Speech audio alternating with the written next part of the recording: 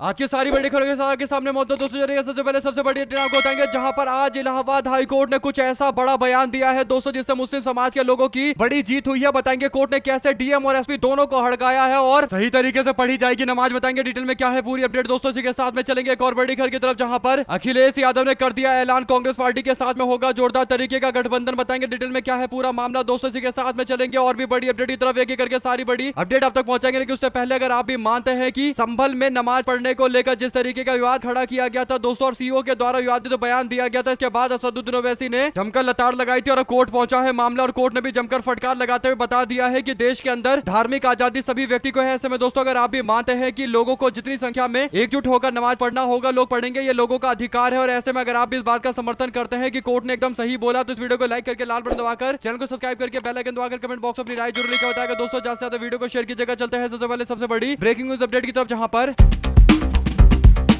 उत्तर प्रदेश के संभल के अंदर रमजान के दौरान नमाज रोके जाने के मामले को लेकर इलाहाबाद हाईकोर्ट ने नमाजियों की संख्या सीमित करने पर स्थानीय प्रशासन को जमकर फटकार लगाई है दोस्तों। कोर्ट ने सुनवाई के दौरान तल्ख टिप्पणी करते हुए कहा कि मस्जिद में नमाजियों की संख्या आप अपने हिसाब से तय नहीं कर सकते। अगर कायदा और कानून बनाकर नहीं रख सकते तो फिर आप लोग अपने पोस्ट से इस्तीफा दे दीजिए या तो अपना तबादला करा लीजिए, यहाँ आपको रहने की कोई जरूरत नहीं है। इस केस को जस्टिस अतुल श्रीधरन और जस्टिस सिद्धार्थ नंदन सुन रहे थे दोस्तों। उनकी डिवीजन बेंच इस पूरे मामले पर सुनवाई कर रही थी और सुनवाई के दौरान जितने भी संभल जिला के अफसर हैं उन सबको फटकार लगाते हुए कहा गया कि आप लोगों से अगर कायदा कानून व्यवस्था नहीं संभल रहा है तो आप लोग यहां से निकल जाइए और चले जाइए, अपना ट्रांसफर ले लीजिए या फिर इस्तीफा देकर घर में बैठ जाइए, क्योंकि नमाज में कितने लोग आएंगे कितने लोग नहीं आएंगे ये आप लोग तय नहीं कर सकते। यानी ये जनता का अधिकार है कि वो कितनी बड़ी संख्या में आकर नमाज पढ़ना चाहते हैं और बड़ी संख्या में आकर लोग नमाज अदा करना चाहते हैं तो नमाज अदा कर सकते हैं, कोई रुकावट नहीं है। और ऐसे में ये कहना कि कानून व्यवस्था खराब हो जाएगी, कायदे कानून पर असर पड़ेगा, ये बात बिल्कुल सही नहीं मानी जा सकती है। आप लोगों का काम है कानून व्यवस्था कायदा कानून बनाकर रखना, और अगर आप कानून व्यवस्था नहीं बनाकर रख सकते तो अपने पोस्ट से इस्तीफा देकर फौरन यहां से तबादला ले लीजिए। साथ साथ दोस्तों संभल मामले पर इलाहाबाद हाईकोर्ट की सुनवाई के दौरान केंद्र सरकार और राज्य सरकार दोनों को लेकर टिप्पणी आई है दोस्तों। राज्य सरकार को लेकर कहा गया है कि राज्य सरकार को अपने काम पर ध्यान देना चाहिए। राज्य सरकार का ये काम है कि वो आम जनता की सुरक्षा कानून व्यवस्था को बनाकर रखे, और कानून व्यवस्था को बनाकर रखने के नाम पर यह नहीं बोला जा सकता कि कौन आएगा कौन नहीं आएगा। स्थानीय अधिकारी और पुलिस के जो अधीक्षक है और जो कलेक्टर है उन सबको फटकार लगाई गई है और पूरी तरीके से व्यवस्था को बनाकर रखने के लिए बोला गया है। अगर आप भी मानते हैं दोस्तों कि डिवीजन बेंच के जजों ने बहुत सही फैसला दिया है और अगर आप इस फैसले का समर्थन करते हैं, सपोर्ट करते हैं, तो कमेंट बॉक्स में अपनी राय जरूर लिखकर बताएगा दोस्तों। चलते हैं एक और अपडेट की तरफ, जहां पर क्या समाजवादी पार्टी और कांग्रेस पार्टी का गठबंधन बनेगा, इस बात को लेकर आखिरकार अखिलेश यादव ने सारी बातें एकदम क्लियर कर दी है। दरअसल हुआ यह है दोस्तों की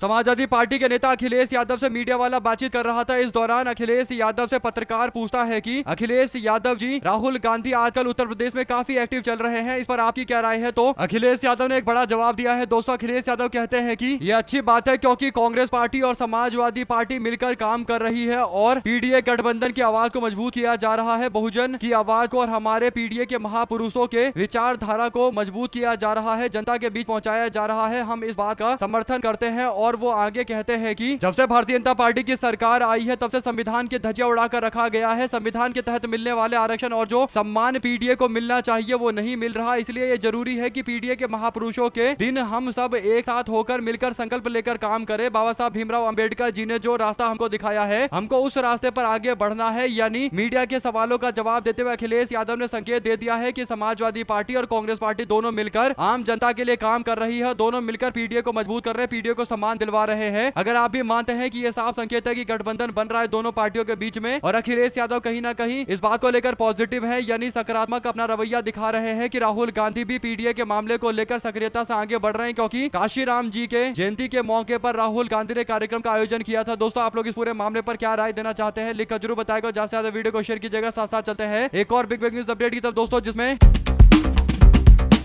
देश में कई सारे बड़े कानून है दोस्तों, चाहे एनएसए हो या फिर यूएपीए हो। यानी ये कानून इसलिए लाया गया था ताकि किसी भी मामले पर जहां पर देश तोड़ने की बात हो या फिर काफी गंभीर मामला हो तो सख्त से सख्त कार्रवाई की जाए। लेकिन मामला अब ऐसा लग रहा है दोस्तों कि देश भर के अंदर यूएपीए और एनएसए जैसे कानूनों का गलत इस्तेमाल किया जा रहा है। बीजेपी सरकार के खिलाफ उठने वाली आवाजों को दबाने के लिए दोस्तों एक ऐसा ही मामला लद्दाख से सामने आता है, जहां पर सोनम वांगचुक को गिरफ्तार किया गया था। उनको 26 सितंबर 2025 में जेल में बंद किया गया था। उनके ऊपर आरोप लगाए गए थे कि वो देश विरोधी गतिविधि में शामिल है। इस पूरे मामले पर माहौल बनाया गया दोस्तों। इसके बाद कई तरीके के कार्यक्रम किए गए, लोगों ने अलग अलग दावे करने शुरू कर दिए और गोदी मीडिया ने पूरा कार्यक्रम चलाया और सोनम वांगचुक को देश विरोधी बताने के लिए कोई कोर कसर नहीं छोड़ी गई। और अभी अपडेट आ रही है कि सोनम वांगचुक के ऊपर लगाए गए गंभीर धारा जो एनएसए के तहत लगाया गया था, नेशनल सिक्योरिटी एक्ट के तहत लगाया गया था, उसे वापस ले लिया गया है दोस्तों। इस पर आप सोशल मीडिया पर लोगों ने अपनी अपनी राय रखनी शुरू कर दी है। लोग कहते हैं कि या तो एनएसए लगाया नहीं जाता या फिर लगाया गया है तो फिर हटाया नहीं जाता। सवाल यह है कि हम लोग सोनम वांगचुक को देश विरोधी माने या ना माने, क्योंकि भाजपा सरकार ने हमको बताया 26 सितंबर को कि वो देश विरोधी हैं, तो हम लोगों ने कहा ठीक है, सरकार ने कोई एक्शन लिया होगा तो सोच समझ कर लिया होगा। लेकिन अब सरकार बोल रही है कि नहीं नहीं, वो देश विरोधी नहीं है, उनके ऊपर एनएसए जो लगा उसको हटाया जा रहा है, उनको बरी किया जा रहा है। यानी जनता के साथ में जबरदस्ती का गेम खेला जा रहा है दोस्तों, यानी लोगों को बेवकूफ बनाया जा रहा है। बड़ी बात यह कि एनएसए जैसे कानून जो सख्त मामले पर यानी जो गंभीर मामले होते हैं उस पर लगाए जाते हैं, और ये ऐसा लग रहा है कि खैरात में बांटा जा रहा है, जिस पर मन कर रहा है उस पर एनएसए लगा दिया जा रहा है, और केवल भाजपा विरोधी आवाज को दबाने के लिए। अगर आप भी मानते हैं कि सोनम वांगचुक ने लद्दाख के लिए 6 शेड्यूल का मांग कर दिया था, यानी 6ठी अनुसूची की मांग कर रहे थे, ट्राइबल एरिया का स्टेटस की मांग कर रहे थे, और इन्हीं बातों को लेकर सोनम वांगचुक के ऊपर यह मुकदमा दायर किया गया दोस्तों। पहले दावा किया गया था कि हमारे पास बहुत सारे सबूत है, इन्होंने विदेश में एक बड़ी साजिश रची है और तमाम तरीके के षड्यंत्र रचे गए थे दोस्तों। बाद में पता चलता है कि एनएसए का मामला इनके ऊपर टिक ही नहीं पा रहा। ऐसे में अगर आप भी मानते हैं कि जिस भी अधिकारी ने एनएसए लगाने की राय दी थी और जिसने भी एनएसए लगाया था उसको सबसे पहले नापा जाना चाहिए, उसको उसके पोस्ट से हटाकर उसको हमेशा हमेशा के लिए प्रशासन से मुक्त कर देना चाहिए और उसके खिलाफ कानूनी कार्रवाई की जानी चाहिए। अगर आप भी मानते हैं दोस्तों कि ऐसे किसी की जिंदगी के 9-10 महीने बर्बाद करना ये बहुत बड़ी बात है दोस्तों। यहाँ पर लोग एक एक दिन के लिए संघर्ष करते हैं और ऐसे में 9 महीने बर्बाद कर दिए गए। सोनम वांगचुक के जो एक साइंटिस्ट है, अगर वो जेल से बाहर रहते तो आम जनता के लिए कई और बड़े काम कर रहे होते, जैसा उन्होंने भारतीय सेना के लिए किया था। ऐसे में दोस्तों अगर आप भी मानते हैं कि सोनम वांगचुक का नुकसान नहीं बल्कि पूरे देश का नुकसान हुआ है और इस पूरे मामले पर अमित शाह को देश भर से माफी मांगनी चाहिए। अगर आप भी मानते हैं दोस्तों कि ये पूरी तरीके से प्रोपोगेंडा के तहत गिरफ्तारी की गई थी और ये गिरफ्तारी साफ तौर पर सोनम वांगचुक के खिलाफ बिना किसी सबूत के गिरफ्तार करके कहीं ना कहीं देश की आम जनता के बीच में ये मैसेज भेजा गया है कि भाजपा सरकार की आलोचना करने पर किसी पर के ऊपर मुकदमा दायर किया जा सकता है। आप लोग अपनी राय जरूर लेकर बताएंगे दोस्तों। अगर आप भी मानते हैं कि सोनम वांगचुक की प्रतिष्ठा, उनका सम्मान हमारे दिल में हमेशा से उसी तरीके का है जो पहले था और ऐसे झूठे आरोप से कुछ नहीं होने वाला। सोनम वांगचुक एक साइंटिस्ट है, देशभक्त है, इसमें कोई दो राय नहीं है दोस्तों। अगर आप भी मानते हैं कि भाजपा वालों को इस पूरे मामले पर माफी मांगना चाहिए और 100 बार माफी मांगेंगे तभी उनकी माफी पूरी नहीं होगी। आप लोग अपनी राय जरूर लेकर बताएंगे। साथ साथ दोस्तों